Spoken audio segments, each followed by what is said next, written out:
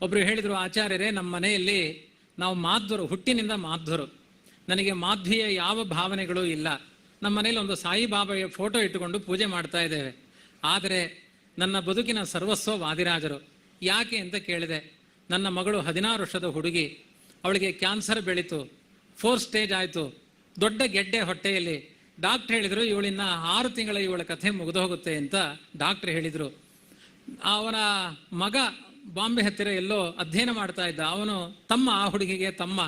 ಅವನಿಗೊಂದು ದಿನ ಕನಸು, ನೀನು ಸೋದೆಗೆ ಬಾ, ಸೋದೆಗೆ ಬಾ, ಪಂಚವೃಂದಾವನ ಕಾಣುವುದು, ಸೋದೆಗೆ ಬಾ ಅಂತ ಕರೆಯೋದು. ಅಮ್ಮ ಯಾರೋ ಕರಿತಾ, ಅವನಿಗೇನು ಸೋದೆಯೋ ಗೊತ್ತಿಲ್ಲ, ವಾದಿರಾಜರು ಗೊತ್ತಿಲ್ಲ, ಅಮ್ಮನಿಗೂ ಆ ಸಂಸ್ಕಾರ ಇಲ್ಲ, ಅವರಿಗೆ ದೇವರು ಧರ್ಮ ಬೇಕಾಗಿರಲಿಲ್ಲ. ಮತ್ತೆ ಬಾ ಬಾ ಬಾ ಅಂತ ಕರಿತಾ ಇದ್ದಾರೆ. ಯಾರಮ್ಮ? ಅದೊಂದು ಆ ತಾಯಿಗೆ ಗೊತ್ತಿದೆ, ಸೋದಾ ಕ್ಷೇತ್ರ ಅಂತ ಇದೆ, ಹೋಗೋಣ ಬಿಡು. ಇಲ್ಲಮ್ಮ, ಅಲ್ಲಿಗೆ ಹೋದ್ರೆ ಏನೋ ಅವ್ರು ಆಪರೇಷನ್ ಮಾಡ್ತಾರಂತೆ, ಸರಿ ಮಾಡ್ತಾರಂತೆ, ಹೋಗೋಣ ಅಮ್ಮ, ಅಕ್ಕನಿಗೆ ಗುಣ ಆಗಲಿ. ಇಷ್ಟೆಲ್ಲ ಹೇಳಿಕೊಂಡು ಕೊನೆಗೆ ಏನಾಗುತ್ತೋ ಬಿಡುತ್ತೋ ನಂಬಿಕೆ ಇಲ್ಲ ಅವರಿಗೆ. ಆಯಿತು ಅಂತ ಹೋಗಿ ಒಂದು ಸೇವೆ ಮಾಡಿಕೊಂಡು ಬಂದು ಮತ್ತೊಮ್ಮೆ ಸ್ಕ್ಯಾನಿಂಗ್ ಮಾಡೋಣ, ಅದು ಏನು ಬೆಳೀತಾ ಇದೆ, ಏನು ಡೆವಲಪ್ ಆಗಿದೆ, ಅದಕ್ಕೆಲ್ಲ ಥೆರಪಿ ಅಷ್ಟು ಕೊಡೋಣ ಅಂತ ಡಾಕ್ಟರ್ ಟೆಸ್ಟ್ ಮಾಡಿದರೆ ಸ್ವಲ್ಪವೂ ಕ್ಯಾನ್ಸರ್ ಗೆಡ್ಡೆಯ ಲವಲೇಶವೂ ಇಲ್ಲಂತ. ಮೊನ್ನೆ ಗುರುಗಳ ಹತ್ರ, ಇದು ಯಾವುದು ಅಂತೆಕಂತೆಗಳ ಸಂತೆ ಅಲ್ಲ, ಅವರ ಫೋನ್ ನಂಬರ್ ಇದೆ.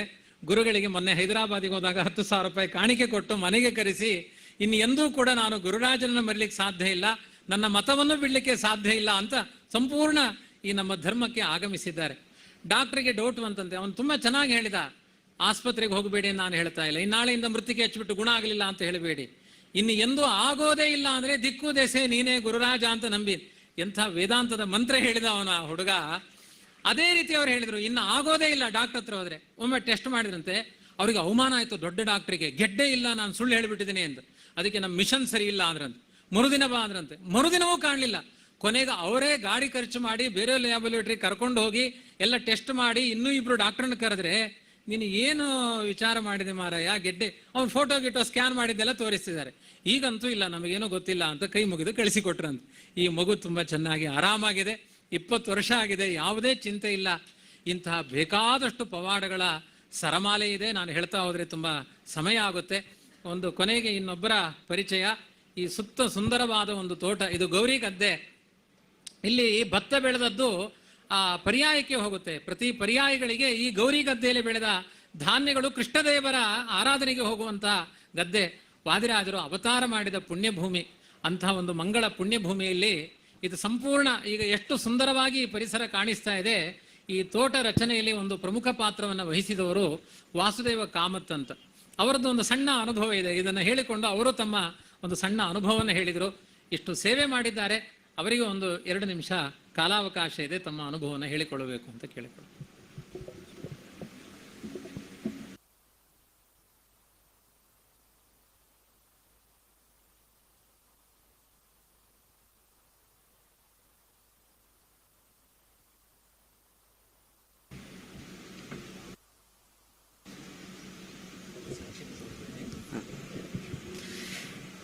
ಪರಮ ಪೂಜ್ಯ ಶ್ರೀ ಶ್ರೀ ಸೋದೆ ವಿಶ್ವವಲ್ಲಭ ತೀರ್ಥ ಮಹಾಸ್ವಾಮಿಗಳ ಚರಣಾರವಿಂದಕ್ಕೆ ಶಿರಸಾಷ್ಟಾಂಗ ನಮಸ್ಕಾರಗಳನ್ನು ಮಾಡ್ತೇನೆ.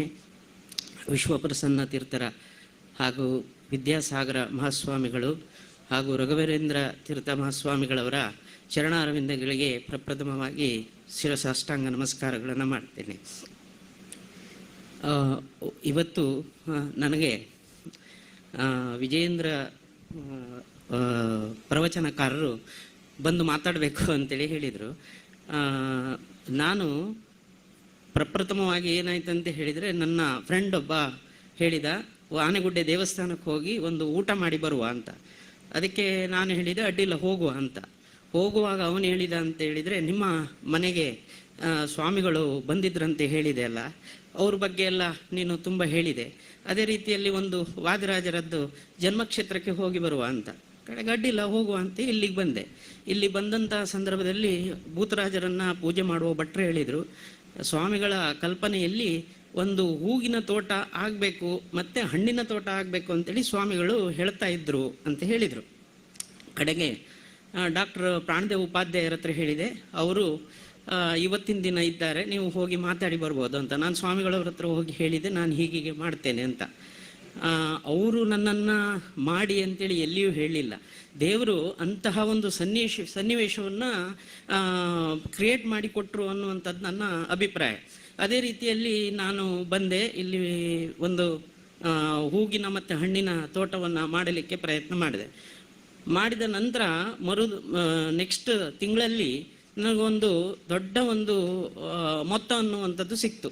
ಅದು ಎಷ್ಟು ಮೊತ್ತ ಬಂದಿತ್ತಂತ ಹೇಳಿದರೆ, ದೊಡ್ಡ ಮೊತ್ತ ಅಂತ ಹೇಳಿದರೆ, ಇಲ್ಲಿ ನಾನು ಎಷ್ಟು ಖರ್ಚು ಮಾಡಿದೆ ಅದರದ್ದು 10 ಪಟ್ಟು ಬಂದಿತ್ತು. ಅದು ನನಗೊಂದು ಪರಮಾಶ್ಚರ್ಯ ಆಯಿತು. ಇಷ್ಟರವರೆಗೆ ನಂಗೆ ಅಷ್ಟು ಸಿಕ್ಕಿದ್ದೂ ಇಲ್ಲ.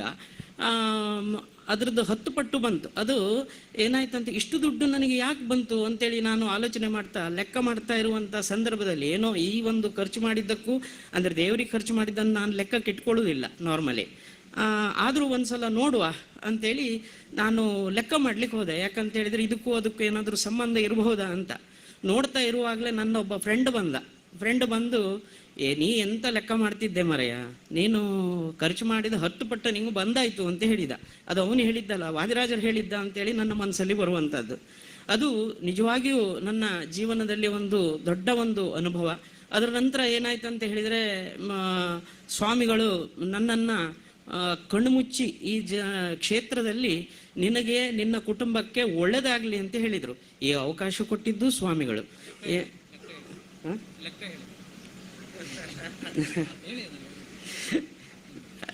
ನಾನು ಈ ಒಂದು ಹೂವಿನ ಮತ್ತು ಹಣ್ಣಿನ ತೋಟಕ್ಕೆ ಖರ್ಚು ಮಾಡಿದ ಅಮೌಂಟ್ ಅನ್ನುವಂಥದ್ದು 69,817. ನನಗೆ ಒಂದು ಚೂರು ಲೆಕ್ಕ ತಪ್ಪದೆ ನನಗೆ ಸಿಕ್ಕಂಥ ಹಣ ನೆಕ್ಸ್ಟ್ ತಿಂಗಳಲ್ಲಿ 6,97,818. ಹಾಗೆ ಅದರ ನಂತರ ಈ ಅವಕಾಶ ಕೊಟ್ಟಿದ್ದು ಮಹಾಸ್ವಾಮಿಗಳು, ಶ್ರೀ ಶ್ರೀ ವಿಶ್ವವಲ್ಲಭ ತೀರ್ಥರು. ಈ ಅವಕಾಶ ಕೊಟ್ಟಿದ್ದು ಅವರು, ಈ ಶಕ್ತಿ ಕೊಟ್ಟಿದ್ದು ಅವರು. ಅದರ ನಂತರ ನಿನಗೂ ನಿನ್ನ ಕುಟುಂಬಕ್ಕೂ ಒಳ್ಳೆದಾಗಲಿ ಅಂತೇಳಿ ಕಣ್ಣುಮುಚ್ಚಿ ಅನುಗ್ರಹ ಮಾಡಿ ಆಶೀರ್ವಾದ ಮಾಡಿದ್ದು ಅವರು. ಇದು ನನ್ನ ಪೂರ್ವಜನ್ಮದ ಪುಣ್ಯ ಮಾತ್ರ ಅಲ್ಲ. ಎಲ್ಲರೂ ಹೇಳ್ತಾರೆ, ಇವತ್ತು ಸಹಿತ ನಾನೊಂದು ವಾಟ್ಸಪ್ಪಲ್ಲಿ ಸ್ಟೇಟಸ್ ಹಾಕೊಂಡಿದ್ದೆ, ಇವರೇ ಹೇಳಿದ್ದು, ಯಾರಿಗೆ ಯಾರುಂಟು ಎರವಿನ ಸಂಸಾರ, ನೀರ ಮೇಲಿನ ಗುಳ್ಳೆ ನಿಜವಲ್ಲ ಹರಿಯೇ ಅನ್ನುವುದನ್ನು ಮುಂದುವರಿಸ್ತಾ, ನಮಗೆ ಈ ಒಂದು ಜನ್ಮದಲ್ಲಿ ನಾವು ಸಂಪಾದನೆ ಮಾಡಿದಂಥ ಆಸ್ತಿ ಅನ್ನುವಂಥದ್ದು ಎಲ್ಲವನ್ನ ನಾವು ಇಲ್ಲೇ ಬಿಟ್ಟು ಹೋಗಬೇಕು ಅಂತೇಳಿ. ಆದರೆ ವಾದಿರಾಜರು ಮತ್ತೆ ವಿಶ್ವವಲ್ಲಭ ತೀರ್ಥರು, अरे ये पार्सल मेरा नहीं है सर। पुलिस वाले को झूठ बोलता है। अब तुझे पुलिस स्टेशन भी आना पड़ेगा और उसके बाद जेल। मैं एक स्कैमर हूँ, आज मैं पुलिस वाला बना हूँ और ये है मेरा शिकार। मैंने फोन करके कड़क आवाज में सिर्फ इतना कहा कि आपके बेटे के पार्सल में ड्रग्स मिली है।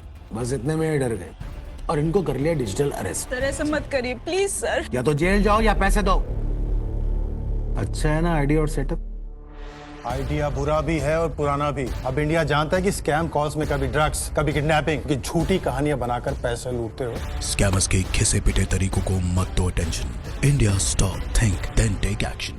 ವಲ್ಲಭ ತೀರ್ಥರು ನನಗೆ ಒಂದು ಶ್ರೀಮಂತಿಕೆಯನ್ನು ಕೊಟ್ಟಿದ್ದಾರೆ, ನನ್ನ ಕುಟುಂಬಕ್ಕೆ ಶ್ರೀಮಂತಿಕೆಯನ್ನು ಕೊಟ್ಟಿದ್ದಾರೆ. ಅದೊಂದು ಎಷ್ಟು ದೊಡ್ಡ ಶ್ರೀಮಂತಿಕೆ ಅಂತ ಹೇಳಿದರೆ, ನನ್ನ ಮುಂದಿನ ಜನ್ಮಕ್ಕೂ ಅದನ್ನು ತೆಗೆದುಕೊಂಡು ಹೋಗ್ಬೋದು. ನನ್ನದು ಒಂದು ಸಣ್ಣ ಶೇರಿದ ಆಫೀಸು. ಯಾರಾದರೂ ಇನ್ವೆಸ್ಟ್ಮೆಂಟ್ ಮಾಡ್ಲಿಕ್ಕೆ ಬರ್ತಾರೆ ಅಂತ ಹೇಳಿದರೆ ನಾನು ಹೇಳ್ತೇನೆ, the investment in subject to market risk, please take care your own decision at the time of doing the investment. ಅದಕ್ಕೆ ನಾನು ಜವಾಬ್ದಾರಲ್ಲ ಅಂತೇಳಿ ಮೊದಲೇ ಹೇಳ್ತೇನೆ. ಆದರೆ ಸೋದೆ ಮಠಕ್ಕೆ ಇಲ್ಲಿ ಯಾರೇ ಆಗಲಿ, ಇಲ್ಲಿ ಅಂತೆಲ್ಲ, ಯಾವುದೇ ಒಂದು ಸ್ವಾಮಿಗಳಾಗಲಿ, ಅವರು ಧಾರ್ಮಿಕ ಯೋಧರು ಅಂತೇಳಿ ನನ್ನ ಅಭಿಪ್ರಾಯ. ಸ್ವಾಮಿಗಳದ್ದು ಅನುಗ್ರಹ ಅನ್ನುವಂಥ ಒಬ್ಬ ವ್ಯಕ್ತಿಗೆ ಆಯಿತು ಅಂತ ಹೇಳಿದರೆ 100ಕ್ಕೆ 100 ಅವರಿಗೆ ಒಳ್ಳೆಯದಾಗುವುದರಲ್ಲಿ ಯಾವುದೇ ರೀತಿಯ ಸಂಶಯವೇ ಇಲ್ಲ. 100ಕ್ಕೆ 100 ಒಳ್ಳೆಯದಾಗ್ತದೆ ಇದು. ಆದರೆ ಈ ಮಠಕ್ಕೆ ಕೊಟ್ಟಂಥದ್ದು 10 ಹಾಕಿದ್ದು 100 ಆಗುವುದು ಗ್ಯಾರಂಟಿ ಅನ್ನುವಂಥದ್ದು ನನ್ನ ಅಭಿಪ್ರಾಯ.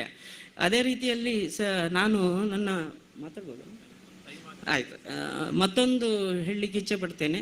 ನಾನು ಬದ್ರಿ ಮತ್ತು ಕೇದಾರಕ್ಕೆ ಹೋಗುವಂಥ ಸಂದರ್ಭದಲ್ಲಿ ನನಗೆ ಪ್ರತಿ ಸಲ ಯಾವುದೇ ಒಂದು ಯಾತ್ರೆ ಹೋಗಬೇಕಿದ್ರೆ ಒಂದು ಅಷ್ಟಮಠಾಧೀಶರಲ್ಲಿ ಯಾರ ಹತ್ರ ಆದರೂ ಒಂದು ಆಶೀರ್ವಾದ ಪಡೆಯೋದು, ಮತ್ತು ನಮ್ಮ ಸ್ವಾಮಿಗಳ ಹತ್ರ ಹೋಗಿ ಅವ್ರ ಹತ್ರ ಒಂದು ಅನುಗ್ರಹ ಪಡೆದು ಹೋಗುವಂಥದ್ದು. ಅಲ್ಲಿ ಆ ಟೈಮಲ್ಲಿ ವಿಶ್ವೇಶ ತೀರ್ಥರ ಹತ್ರ ಹೋಗಿದ್ದೆ ನಾನು. ಹೀಗೆ ಬದರಿ ಕೇದಾರಕ್ಕೆ ಹೋಗ್ತಾ ಇದ್ದೇನೆ, ಅಡ್ಡಿಲ್ಲ ಹೋಗಿ ಬಾ, ನಿನ್ಗೆ ಒಳ್ಳೇದಾಗ್ತದೆ ಅಂತ ಹೇಳಿದರು. ಕಡೆಗೆ ಏನಾಯಿತು ಅಂತ ಹೇಳಿದರೆ, ಹೋಗಲಿಕ್ಕೆ ನನ್ನ ಅಮ್ಮನಿಗೆ BP ಉಂಟು, ಶುಗರ್ ಇದ್ದು ಪ್ರಾಬ್ಲಮ್ ಎಲ್ಲ ಇದೆ, ಮತ್ತು ವೀಲ್ ಚೇರ್ ಮತ್ತು ವಾಕರ್ ಹಿಡ್ಕೊಂಡು ನಡೆಯೋದು ಸ್ವಲ್ಪ ಸಮಸ್ಯೆ ಉಂಟು, ನೀವು ಅನುಗ್ರಹ ಮಾಡಬೇಕು, ನಿಮ್ಮ ಹಿಂದೆ ನಾನು ಇರ್ತೇನೆ, ನಿಮ್ಗೆ ಅನುಗ್ರಹ ಆಗ್ತದೆ ಅಂತ. ನೀವು ನನಗದನ್ನು ಇದು ಎಕ್ಸ್ಪ್ಲೇನ್ ಮಾಡಿ ಹೇಳಲಿಕ್ಕೆ ಎಷ್ಟು ಖುಷಿ ಆಗ್ತದೆ ಅಂತ ಹೇಳಿದರೆ, ಬೆಂಗಳೂರಿಂದ ನಾವೆಲ್ಲ ಒಳ್ಳೆ ರೀತಿಯಲ್ಲಿ ನಾವು ಇದು ಬದರಿ ಕೇದಾರ ದರ್ಶನ ಮಾಡಿಕೊಂಡು ಬರುವಂಥ ಸಂದರ್ಭದಲ್ಲಿ ನಮ್ಮ ಒಟ್ಟಿಗಿದ್ದವರಿಗೆ ಸಮಸ್ಯೆ ತುಂಬ ಆಯಿತು. ಒಬ್ಬರು ಹಾರ್ಟ್ ಪ್ರಾಬ್ಲಮ್ ಆಗಿ ಅಲ್ಲಿಯೇ ತೀರಿ ಹೋದರು. ಮತ್ತು ಅವ್ರು ತೀರಿ ಹೋಗ್ಬೇಕಂತ ಹೇಳಿದ್ದಲ್ಲ ನಾನು, ತುಂಬ ಸಮಸ್ಯೆಗಳಾಯಿತು. ಆದರೆ ನನ್ನ ತಾಯಿಗೆ ಅಷ್ಟು ಸಮಸ್ಯೆ ಇದ್ದರೂ ಸಹಿತ ಗುರುಗಳ ಅನುಗ್ರಹದಿಂದ ನಾವು ವಾಪಸ್ ಬಂತು. ಯಾವಾಗ ನಾವು ಬೆಂಗಳೂರಿಂದ ಮಂಗಳೂರಿಗೆ ಬರುವಂಥ ಸಂದರ್ಭದಲ್ಲಿ ನಮ್ಮ ಹಿಂದಿನ ಸೀಟಲ್ಲಿ ಕೂತ್ಕೊಂಡಿದ್ದು ವಿಶ್ವೇಶ ತೀರ್ಥರು. ಅಂದರೆ ನಿನ್ನ ಹಿಂದೆ ನಾನಿದ್ದೇನೆ ಅಂತೇಳಿ ಅವರು ಹೇಳಿದ ಮಾತನ್ನು ನಾವು ಬರುವಾಗ ಅವರು ಇದು ಮಾಡಿಕೊಟ್ರು. ಕಡೆಗೆ ಅದರ ನಂತರ ಅಲ್ಲಿ ರ್ಯಾಡರಲ್ಲಿ ಅವರದ್ದು ದೇವರದ್ದು ಇದು ದೇವರ ಅದೆಲ್ಲ ಇದಿತ್ತು. ಅದನ್ನು ನಾನು ತಗೊಂಡೋಗಿ ಅವರದ್ದು ಇನ್ನೋವಾ ಕಾರಲ್ಲಿ ಅದನ್ನು ತಗೊಂಡೋಗಿ ಇಟ್ಟು ಬಂದೆ. ಇದೇ ರೀತಿಯಲ್ಲಿ ತುಂಬ ನಿದರ್ಶನಗಳಿದೆ.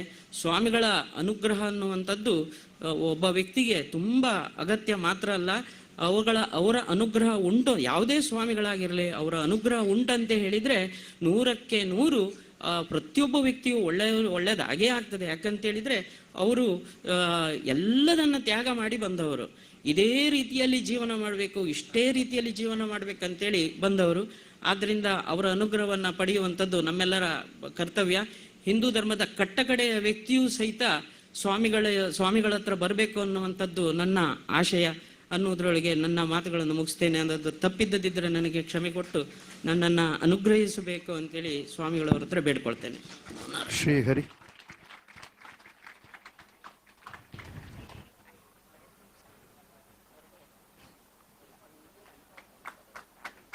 ಆಮೇಲೆ ಸಮಯ ಮುಂದುವರಿತಾ ಇದೆ, ಇನ್ನೂ ಅನೇಕ ಕಾರ್ಯಕ್ರಮಗಳು ಆಗಬೇಕು. ಆದ್ದರಿಂದ ನೇರವಾಗಿ ನಾವು ಎಲ್ಲ ಶ್ರೀಪಾದಂಗಳವರ ಅನುಗ್ರಹ ಆಶೀರ್ವಾದಕ್ಕೆ ಬರ್ತಾ ಇದ್ದೇನೆ. ವಿಜಯೇಂದ್ರಾಚಾರ್ಯರು ಬಂದು ಶ್ರೀಪಾದಂಗಳವರಿಂದ ಅನುಗ್ರಹ ಮಂತ್ರಾಕ್ಷತೆಯನ್ನು ಪಡೆಯಬೇಕು.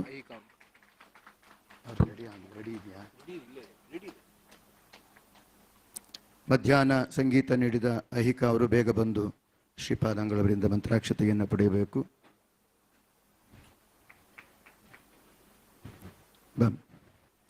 ಹಾಗೆ